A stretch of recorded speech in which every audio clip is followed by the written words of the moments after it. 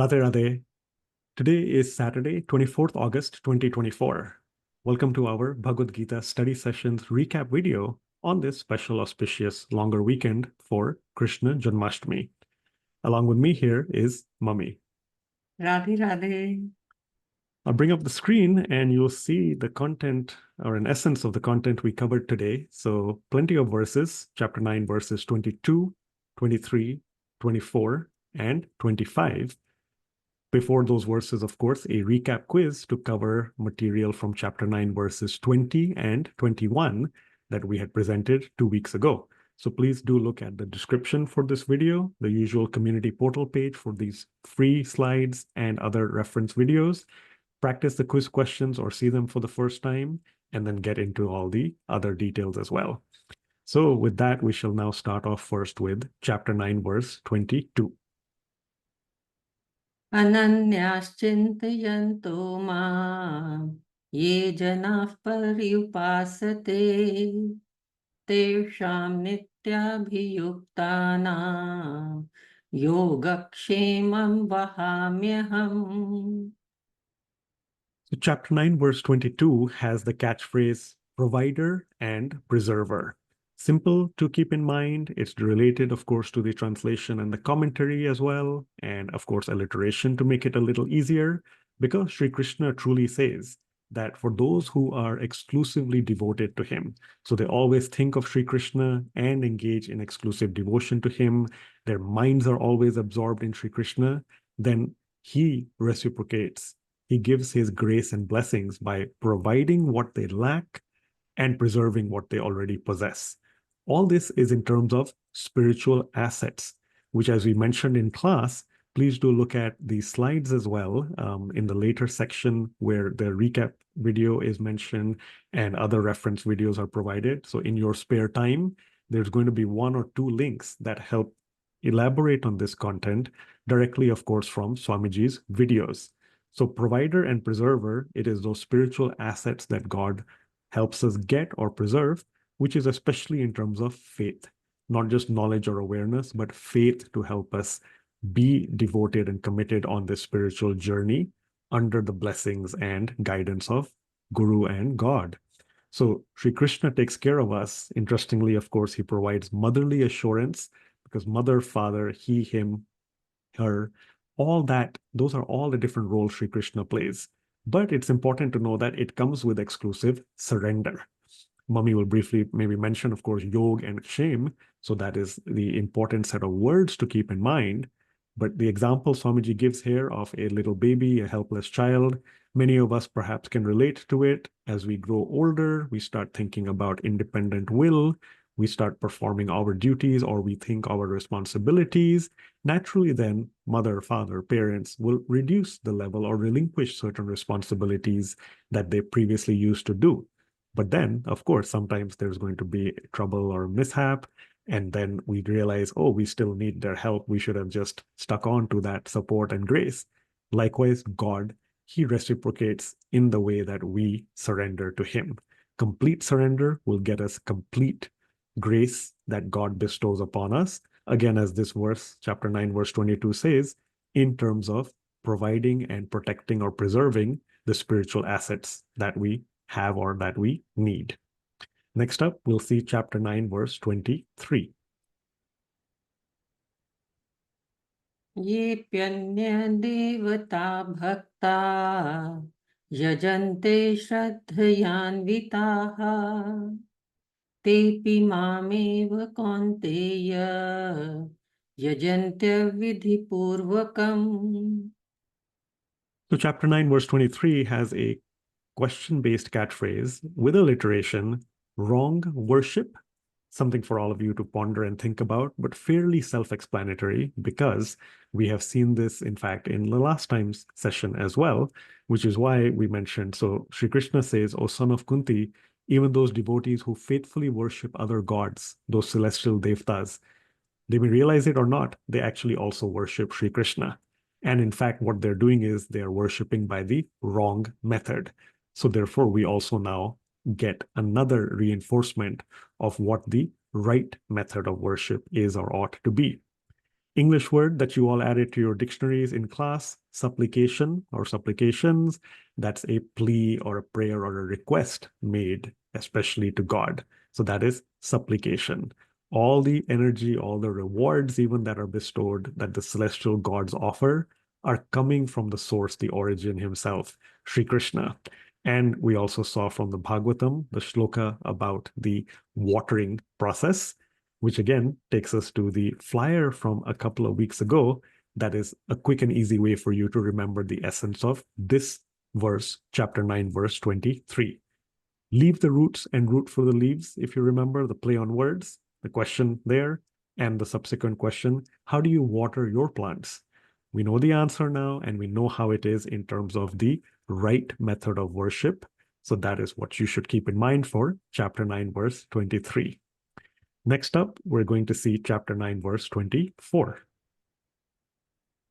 Aham hi sarvayajnanam bhokta cha prabhureva cha na tu mam abhijananti tattvena tasyavanti te. Chapter 9, verse 24, its catchphrase is also a question asking us to think about, do we want realization or rebirth? Many of us probably know the answers by now, but especially here, chapter 9, verse 24, we get that directly from Sri Krishna. As a reminder, way early perhaps in chapter 3 itself, even chapter 2, we've learned and seen that Sri Krishna is the only enjoyer and the Lord of all sacrifices.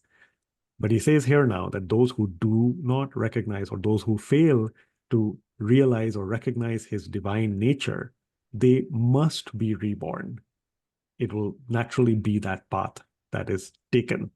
So here Swamiji explains that if one even tries to justify praying to or worshiping the celestial gods, why that doesn't make sense, it's because they themselves are locked and bound in that cycle of birth and death, samsara. So if they cannot break away from it and they cannot grant devotees the liberation from it, then how can it make sense to worship them, and at least only just them?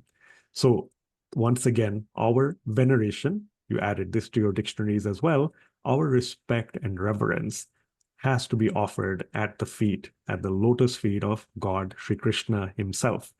He then, when we reach that stage of perfect devotion, he will take us away from this material realm into his abode.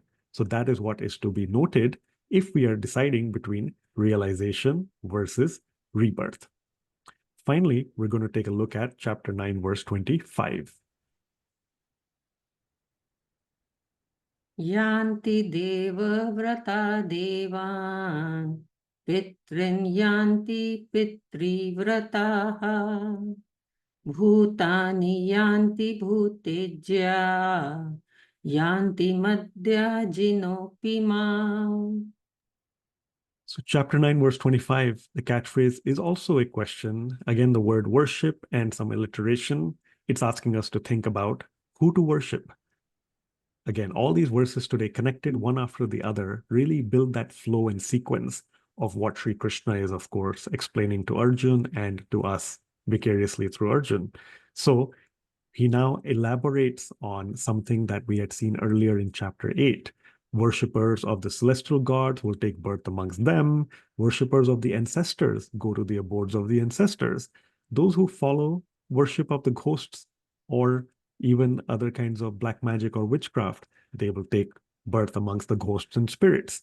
Only devotees of Sri Krishna will come to him alone. As we had shown in class, kind of noted that it's a bit of a flyer day.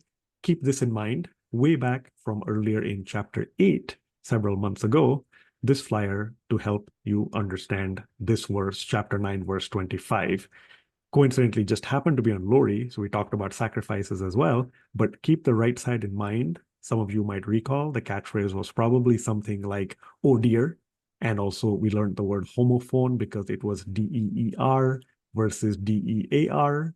So anyway, this, if you recall way back from chapter 8, was that story of Maharaj Jadbharat, how he became attached to the deer in his old age, at the time of death, called out to the deer, became a deer in the next life, had to take another couple of lifetimes. With his spiritual strength, of course, was able to roam around near ashrams, etc., and eventually got God realization.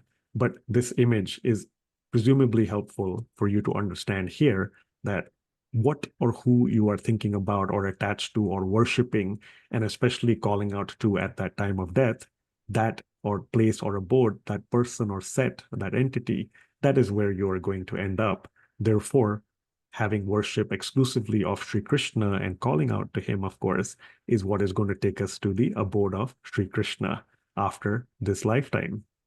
I'll just add a couple of more comments. The flyer I also wanted to show specifically, which was for today's class related to the verses covered today. Amazed? What is the right method of worship so you're not left out? We described in class a little bit of a trick here. We have the arrows pointing left and right. We have the celestial devtas represented on each side of this maze, but really we all presumably know on this path that we are collectively together on as, spiritual journeymen, journeywomen together, right here straight. That takes us to Radha Krishna. So keep that in mind.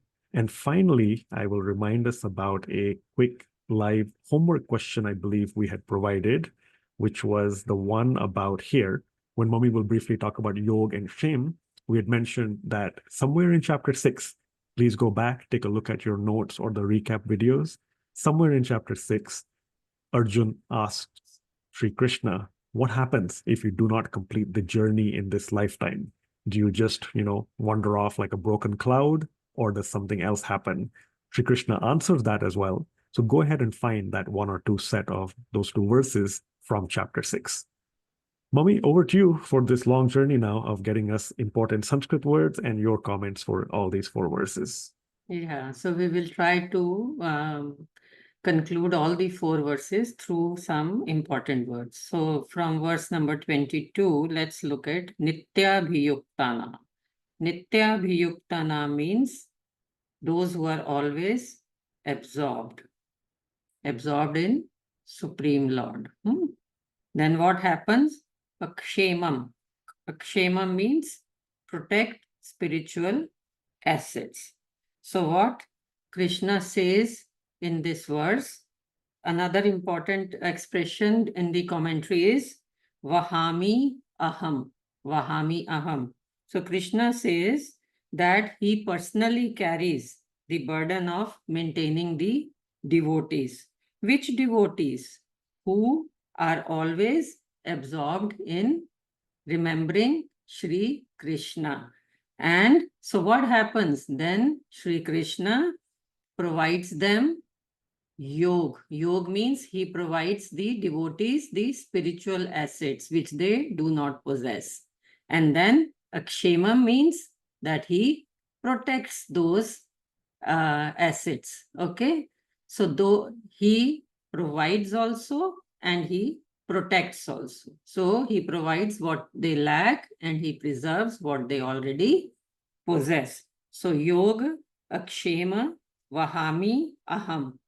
And so later on he says, Mama Ekam Sharanam Vraja.